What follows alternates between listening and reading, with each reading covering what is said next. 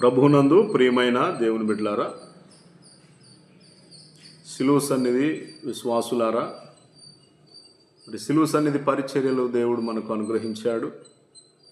వేటపాలెం, చీరాల, పర్చూరు, అలాగనే బోయపాలెం, ఆ యొక్క గుంటూరు ప్రాంతంలో కొద్దిమంది విశ్వాసులతో ఈ పరిచర్యలను మనం కొనసాగిస్తూ ఉన్నాం.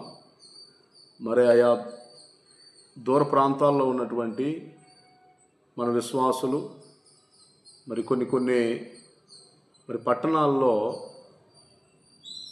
మన విశ్వాసులు అనేవారు ఈ పరిచర్యలకు సంబంధించినటువంటి మరి రక్షించబడిన విశ్వాసులు అనేవారు మరి ఆయా జాబ్స్ మీద ఆయా పట్టణాల్లో నివసిస్తూ ఉన్నారు. కనుక వారికి కూడా దేవుని మాటలు అందించాలనేటువంటి ఉద్దేశంతో మరి యూట్యూబ్ ఛానల్లో దేవుడు మనకిచ్చిన సిలువ సన్నిధి యూట్యూబ్ ఛానల్లో అనేకమైన పాటలు అప్లోడ్ చేసాం.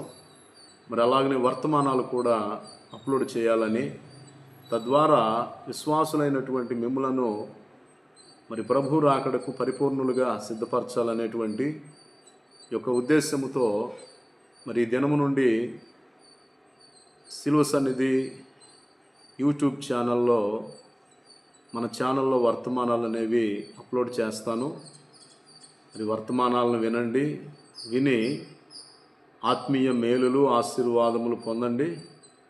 మరి మనకు ఎక్విప్మెంట్ కావాలి యూట్యూబ్ పరిచర్యకు సంబంధించి. ప్రార్థించండి, ప్రార్థించి మరి ఈ ఛానల్ ద్వారా ఆత్మీయంగా మీరు మేలులు పొందాలని మరి ప్రభు ప్రేమతో మనం చేస్తూ ఉన్నాను. మరి చిన్న వర్తమానాన్ని మరి ఈ దినమున మరి ఈ మొదటి వీడియోలో అప్లోడ్ చేయటం అనేది జరుగుతుంది కనుక, మొదటి వీడియో అప్లోడ్ చేస్తాను కనుక మరి మీరందరూ కూడా శ్రద్ధగా వాక్యాన్ని వినండి. బైబిల్ గ్రంథంలో నుండి మనం చూస్తే ఆదికాండము మొదటి అధ్యాయాన్ని మనం ధ్యానం చేస్తే అక్కడ రాయబడి ఉన్నటువంటి మాట ఏమిటంటే, ఆదియందు దేవుడు అనే మాట మనకు కనపడుతుంది. ఆదియందు దేవుడు భూమి ఆకాశములను సృజించెను అని రాయబడి. మరి అలాగనే మనం యోహాను సువార్త మొదటి అధ్యాయానికి వస్తే ఇక్కడ కూడా ఆదియందు అనేటువంటి వాక్యముతో ఈ యొక్క గ్రంథము ప్రారంభమవుతూ ఉంది. మరి ఆదియందు దేవుడు భూమి ఆకాశములను సృజించునని అక్కడ ఉంది. ఇక్కడేమని ఉంది, ఆదియందు వాక్యం ఉండెను అని ఉంది. ఆదియందు, ఆ ఆది గురించి ఆది కాండములో దేవుడు ఏ ఆదిని గూర్చి అయితే మాట్లాడాడో, ఏ ప్రారంభమును గూర్చి అయితే మాట్లాడాడో, అదే ప్రారంభమున ఏముందని యోహాను చెప్తూ ఉన్నాడంటే వాక్యం ఉండెను అని చెప్తూ ఉన్నాడు. అక్కడ వాక్యం ఉంది. ఆ వాక్యము యోహాను సువార్తలో కూడా ఉంది.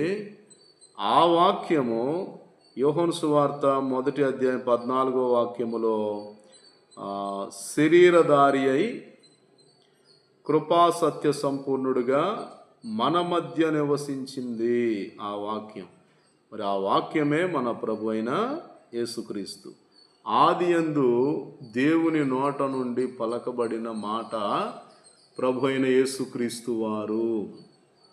ఆ మాట చేతే దేవుడు సమస్తమును సృజించాడు. ఆయనే మన ప్రభు అయిన యేసుక్రీస్తు. ఆదియందు సమస్తమును సృజించినటువంటి దేవుడు మరి ఆయన 2026 సంవత్సరాల క్రితం శరీరాన్ని ధరించుకొని మన మధ్యకు ఆయన దిగి వచ్చాడు. సమస్త సృష్టికి ఆయన ఆధారభూతుడిగా ఉన్నాడు. సమస్త సృష్టిని సృజించినటువంటి సృష్టికర్తగా, వాక్కుగా మన ప్రభు అయిన యేసుక్రీస్తు వారు బైబిల్ గ్రంథంలో మనకు ప్రత్యక్షమవుతూ ఉన్నాడు. గనుక యేసుక్రీస్తుని ఎలా చూడాలి మీరు అంటే, ఆయన యొక్క యూదులలో జన్మించినటువంటి లేదా ఇశ్రాయేలు దేశంలో జన్మించినటువంటి ఒక ప్రవక్తగానో, ఒక మహాత్మునిగానో, లేకపోతే ఏదైనా మంచి మాటలు చెప్పిన ఒక మంచి వ్యక్తిగానో కాకుండా, ఆయనే భూమికి, ఆకాశమునకు, సూర్య చంద్ర నక్షత్రములకు, సమస్తమైన వృక్షములకు, సమస్తమైన జీవరాశికి ఆయనే సృష్టికర్త అనేటువంటి విషయాన్ని మీరు నమ్మి ఆయన యందు విశ్వాసం ఉంచినట్లయితే మరి ప్రభు అయిన యేసుక్రీస్తు వారు మీ సమస్తమైనటువంటి పాపములను కడిగి మిమ్మల్ని పరిశుద్ధపరిచి ఆయన నిత్య రాజ్యమునకు మిమ్మల్ని వారసులుగా చేసుకుంటాడు గనుక ఆది యందు సమస్తమును సృజించిన సృష్టికర్తగా ప్రభు అయిన యేసుక్రీస్తు వారిని మీరు గుర్తించాలని మరి ఈ వాక్యం ద్వారా తెలియజేస్తున్నాను. దేవుడు మిమ్మల్ని మీ కుటుంబాలను దీవించి ఆశీర్వదించునుగాక.